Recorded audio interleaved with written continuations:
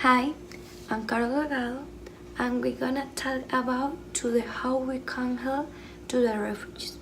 The refugees are people to leave their country for the bad situation are happening, and these people have to start over in a new country, and we can help you in many ways. One of the most important points is the money.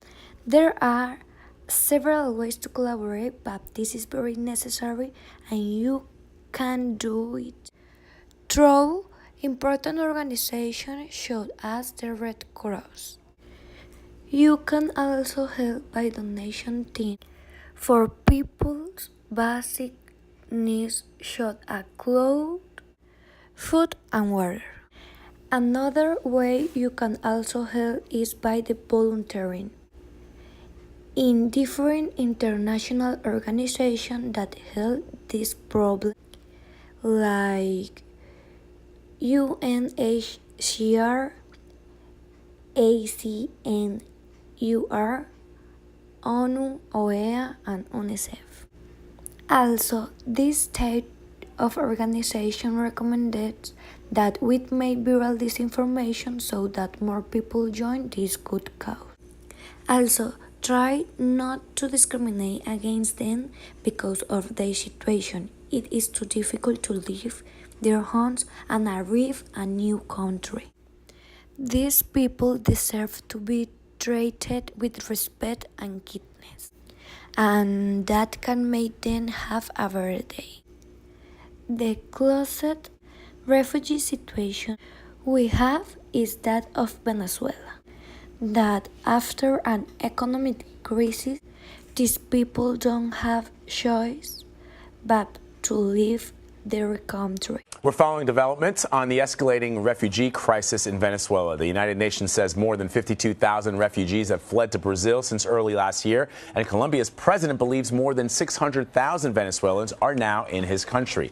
Venezuela's neighboring South American countries are struggling to keep up with the massive flow of these refugees, and the situation has sparked a new kind of backlash across the region. CBSN contributor Alex Clement is here to walk us through the latest. He writes for Signal. That's a newsletter produced by G0 Media. Good to see you.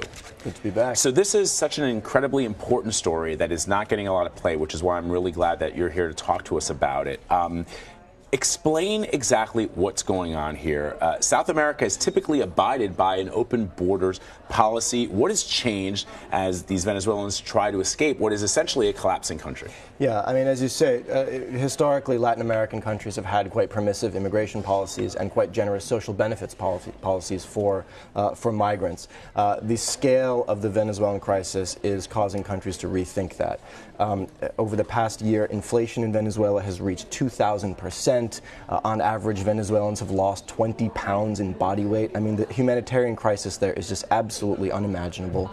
Not surprisingly, many Venezuelans are leaving. Close to 1 million have left the country over the past several years. The majority of them have gone to Colombia and Brazil, but they're going elsewhere in Latin America and the Caribbean as well. And it's forcing governments in the region to reassess those policies, right? The Brazilian government is now saying, you know, we need to declare a state of emergency in the border regions. A local governor in one of the border regions is suing the federal government, asking the federal government of Brazil to close the border.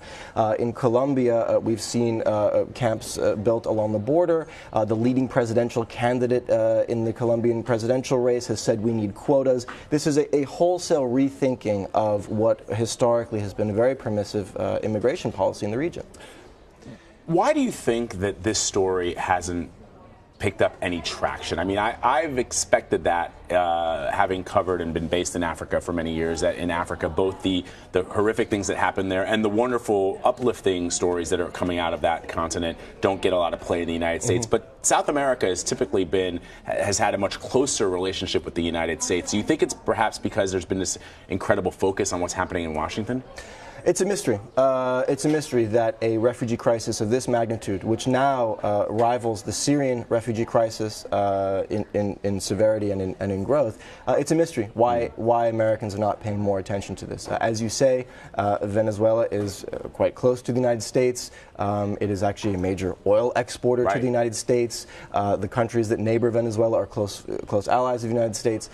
So it is a mystery and, frankly, a shame that this story is not getting more coverage. But here we are talking about it. So let's talk about the conditions that have led to this mass refugee crisis.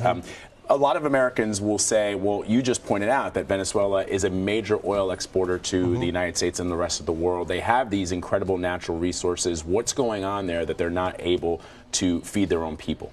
So two big things have happened in recent years. First is the collapse in oil prices. But second, and perhaps more importantly, is a collapse in oil production in Venezuela. Venezuela's oil production has collapsed by more than 1 million barrels a day since 2016, largely because of mismanagement of the state oil company, PDVSA. The government has put people who don't actually know how to run oil companies in charge of the company, political appointees, cronies, and they've made a mess of the thing. So it's really two things that are happening. One, low oil prices, lower oil production, and that's crimping the Venezuelans' ability to import the goods that they need because economic mismanagement has made it impossible for Venezuela to provide for its own needs. So it's really this triple vice, right? Venezuela is not producing, the hard currency isn't there, and the oil revenues are just collapsing.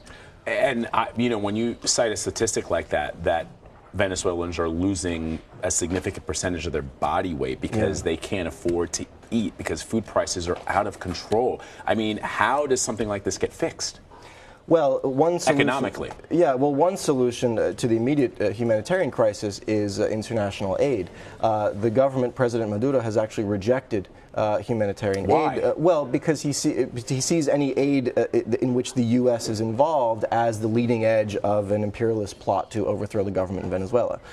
So there's a political resistance to accepting, at least in part, some of the humanitarian aid that might help alleviate this crisis. The Europeans are working to do some things, but it's not happening fast enough.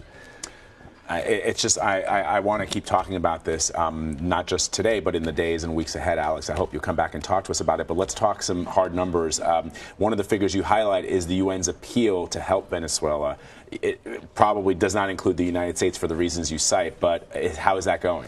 Well, so the UN High Commission on Refugees has put a number of $46 million in aid that's needed to help. That's not a lot. It's not a lot of money. That's not a lot of money. Well, it's not a lot of money, and also not a lot of it has come in. I mean, the hard number that you refer to is 6, because only 6% of that $46 million has actually materialized since they made this call. So the money's not there.